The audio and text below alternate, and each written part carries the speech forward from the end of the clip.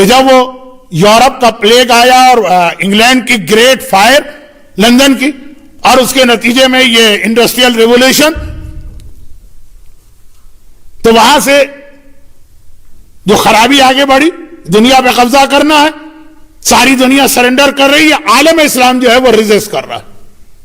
مسلمان اس وقت بہت بڑی پاور تھی، اوٹومن امپائر۔ سنا ہے کہ آج کل پاکستان ٹی وی پہ کوئی ایسا ڈرامہ دکھایا جا رہا ہے کہ سارے پاکستان میں اس کی وجہ سے تہلکہ مچا ہوا ہے۔ خیر مجھے نہیں پتا، اوٹومن امپائر ایک طاقت تھی، ریزسٹ کر رہے ہیں۔ اب مسلمانوں کے ریزسٹنس کو توڑنے کے لیے انہوں نے 3 فتنے مسلمانوں میں پلانٹ کیے۔ ایک انڈیا اور پاکستان میں قادیانیت، جھوٹا نبی۔ ایک ایران میں بابی اور بہائی مذہب، جھوٹا امام زمانہ، اور پھر بعد میں اس نے خدائی کا دعویٰ کیا۔ اور ایک عرب دنیا میں وہابیت۔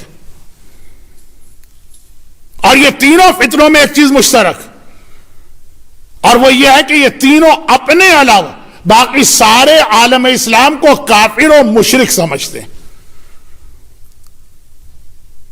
علماء اہل سنت آج کے نہیں،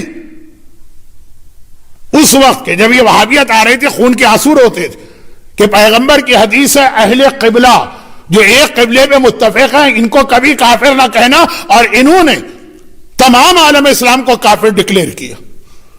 قادیانیت کا بھی یہی، سب پاکستان کے، انڈیا کی، دنیا بھر کے مسلمان کافر ہیں اگر غلام احمد قادیانی کی نبوت کو نہ مان۔ پاکستان کا فورن منسٹر، پہلا فورن منسٹر تھا، بہت قابل آدمی، نماز جنازہ پڑھنے سے انکار کر دیا قائد اعظم کی۔ ایک کافر کی نماز جنازہ ہم نہیں پڑھ سکتے۔ وہاں جا کے بیٹھ گیا جہاں پاکستان کے باقی ہندو اور سکھ بیٹھے تھے۔ خیر بہائی مذہب، یہ ایران کا اتنا بڑا فتنہ تھا، لیکن اس وقت اصل بات ہو رہی ہے کہ یہ دونوں پھر بھی ناکام رہے۔ کامیاب ہوا وہابیت والا فتنہ، جس کی بنیاد اس بات پر ہے کہ سارا عالم اسلام کافر و مشرک ہے سوائے ہمارے۔ چنانچہ جب پہلی بار ان کو موقع ملا حجاز کی، اچھا ان کا ہیڈ کوارٹر ہے نجد بیچ میں، یعنی اس کے ایک طرف چلے جائیے تو مکہ مدینہ ہے، دوسری طرف چلے جائیے تو نجف و کربلا۔ اور جب یہ فتنہ آگے بڑھا تھا اس وقت اوٹومن امپائر تھی، الگ الگ ملک نہیں تھے کہ پاسپورٹ اور ویزے، پورا ایک ملک، ایک خلافت تھی، کسی بھی ملک میں جا سکتے تھے۔ تو 4 مرتبہ ان لوگوں نے نجف و کربلا پہ اٹیک کیا۔ نجد بیچ میں آ رہا، وہاں سے نجف و کربلا قریب، وہی جو جہاں سے مجلس شروع ہوئی تھی۔ میدان احد میں ہندا نے کب اٹیک کیا مدینے پہ؟ عید کی خوشیاں، مسلمان عید منا رہے ہوں گے، غافل ہوں گے، چنانچہ اس وقت اٹیک کرو۔ ہندا کی سیرت پر چلنے والے، ابو سفیان کو اپنا پیر و مرشد سمجھنے والے وہابیوں نے جو پہلا اٹیک نجف پہ کیا تھا، نجف پہ نہیں کیا تھا، کربلا پہ۔ 18 ذی الحجہ غدیر کا دن تھا، اور 18 ذی الحجہ کو پورے کربلا کی خاصیت تھی کہ سوائے عورتوں کے، چھوٹے بچوں کے اور بوڑھے مردوں کے سب نجف جاتے تھے۔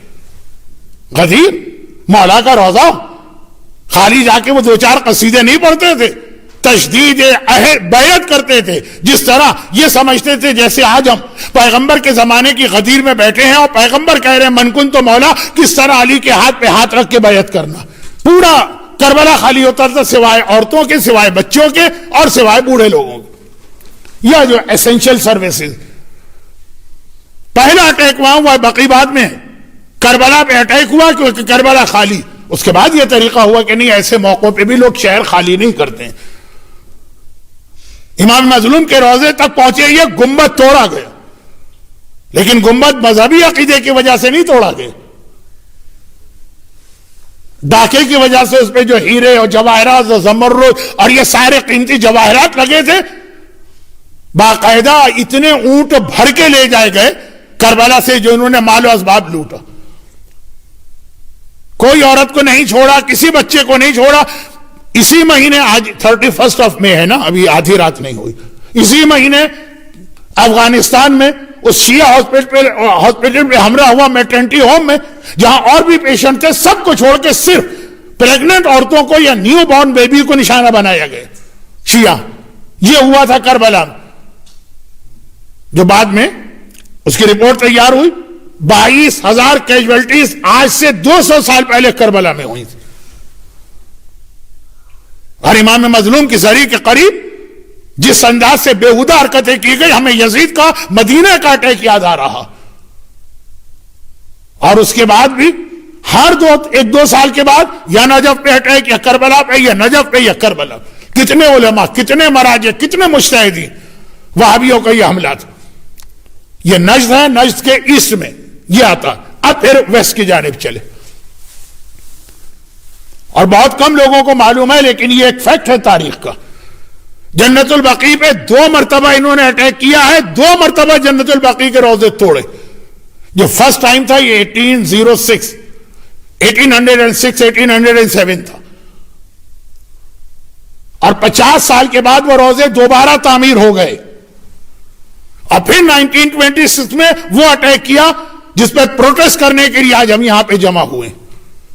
آج ہمارے اس پروٹیسٹ کا مقصد دنیا کو بھی بتانا ہے, اور اس مچھلی, اس مینڈک یا پرندے کی سنت کے عمل کرنا.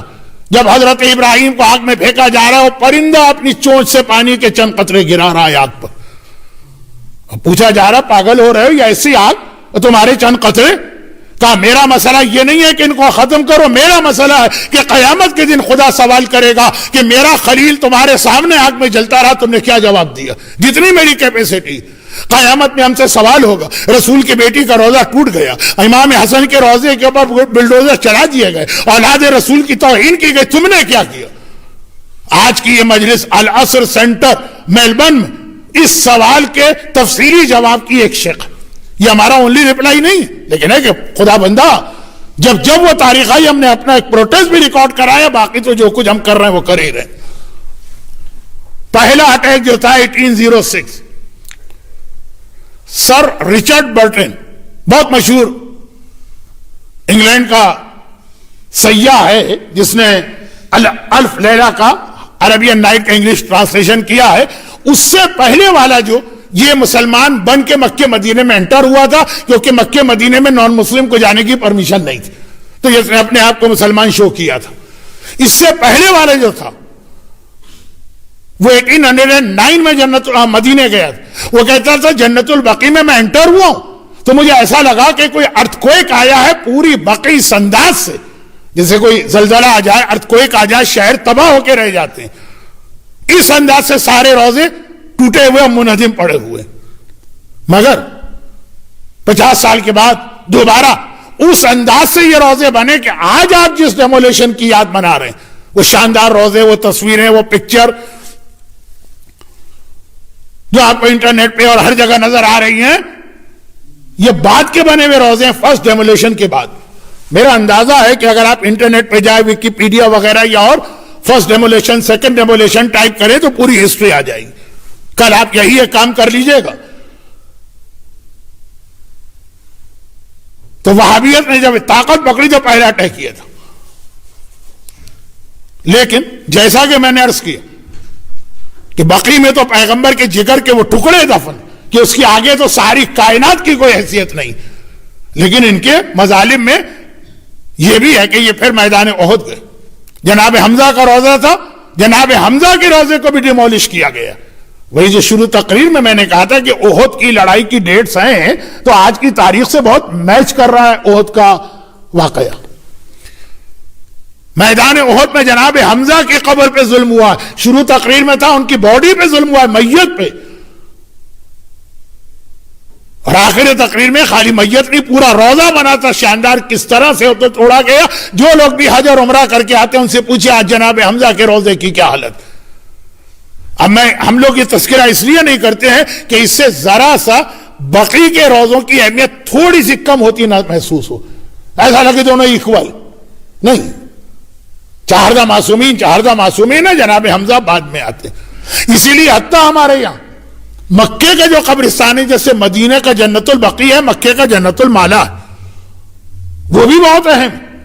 حضرت ابو طالب کا روزہ ہے, حضرت عبد المطلب کا روزہ ہے, حضرت خدیجہ طاہرہ کا روزہ ہے, ہماری اور آپ کی ماں. وہ بھی ان وہابیوں نے بقیع سے پہلے اٹیک کر کے ڈیمولش کیا. اس کا بھی دل چاہتا ہے بیان کا، لیکن یہ ہے کہ کہیں ایسا نہ بقی کے روزوں کی اہمیت ان کے برابر آ جائے. ہم ان میں سے ہر ایک کی عظمت کو مانتے ہیں، لیکن حسن مجتبی سجاد ان کا رتبہ بلند. لیکن بہرحال جب مظالم کی بات آ رہی اور جب اس نے کدال اٹھائی جس نے جنت البقیع کے روزے توڑے،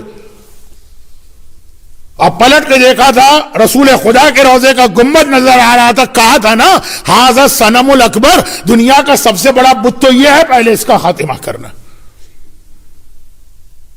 یہ وہ وہابی فکر ہے کہ اپنے ہاتھ میں عصا لے کے چلتا ہے. وہ مستحب ہے نا، جب آدمی 40 کا ہو جائے، 40 کراس کرے تو مستحب ہے کہ اپنے ہاتھ میں عصا لے کے چلو.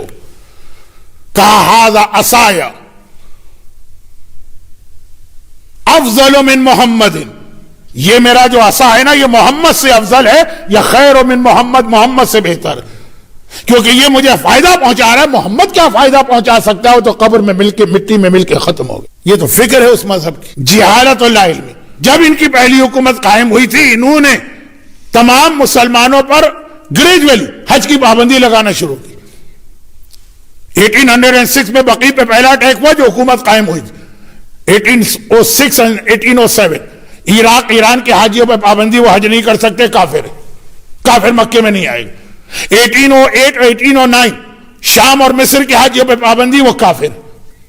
تو کہ یہ حکومت ختم ہو گئی، کیونکہ اس وقت وہ مجھ سے نہیں پڑھا جاتا نام کتنا مشکل ہے، تغلل جو آج کل بہت فیمس نام ہے. عثمانی خلافت قائم تھی، مصر سے اٹیک ہوا، ان کا خاتمہ ہو گیا. سارے مسلمان نجس تھے، کافر ہیں، ان کو آنے ہی نہیں دیں گے مکے مدینے میں، کیونکہ اصل مقصد وہی تھا کہ عالم اسلام کی میجورٹی کو کافر بنانا. یہ وہابیت آج بھی ہمارے سینے پر ہے. حالات کچھ بدل رہے ہیں لیکن ابھی اتنے بھی نہیں بدلے.